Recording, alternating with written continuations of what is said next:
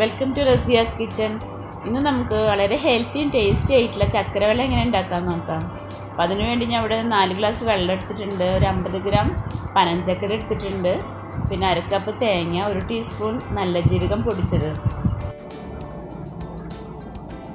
ഇനി നമുക്ക് ചക്കര ഒന്ന് അലിയിച്ചെടുക്കണം. അതിന് വേണ്ടി ഞാനൊരു സോസ് പാൻ അടുപ്പത്ത് വെച്ച് അതിലേക്ക് കുറച്ച് വെള്ളം ഒഴിച്ചു കൊടുത്തിട്ടുണ്ട്. ഇനി അതിലേക്ക് നമ്മൾ എടുത്ത് വെച്ചിട്ടുള്ള പനഞ്ചക്കര ഇട്ട് കൊടുക്കാം.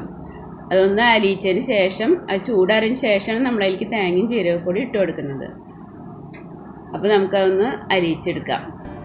ഇത് പനഞ്ചക്കര തന്നെ വേണമെന്നൊന്നുമില്ല കേട്ടോ, നമുക്ക് സാധാ ശർക്കര ആയാലും മതി. കുറച്ചുകൂടി ഹെൽത്തി ആയിക്കോട്ടെ എന്ന് വിചാരിച്ചിട്ട് ഞാൻ പനഞ്ചക്കര എടുത്തേ ഉള്ളൂ. നിങ്ങൾക്ക് ഏത് ശർക്കര വേണമെങ്കിലും ഉപയോഗിക്കാം.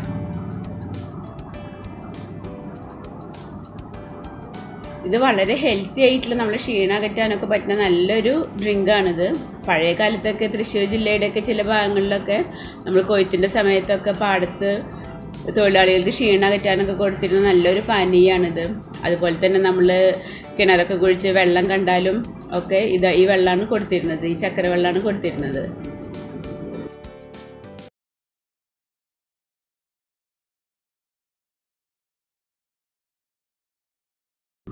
അപ്പോൾ ശർക്കരയൊക്കെ നന്നായി അലിഞ്ഞ് വന്നിട്ടുണ്ട്.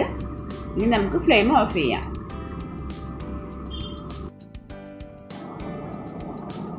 ഇപ്പോൾ ശർക്കരയൊക്കെ നല്ല ചൂടാറിയിട്ടുണ്ട്. നമ്മൾ എടുത്തു വെച്ചിട്ടുള്ള ബാക്കി വെള്ളത്തിലേക്ക് നമുക്ക് ഈ ശർക്കര അരിച്ചൊഴിച്ചു കൊടുക്കാം.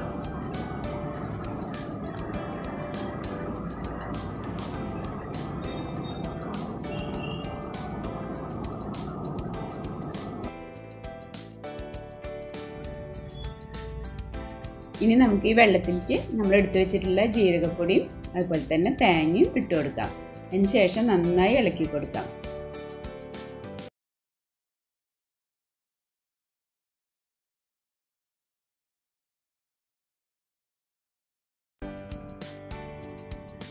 അപ്പം നമ്മുടെ ചക്കരവെള്ളം ഇവിടെ റെഡി ആയിട്ടുണ്ട്.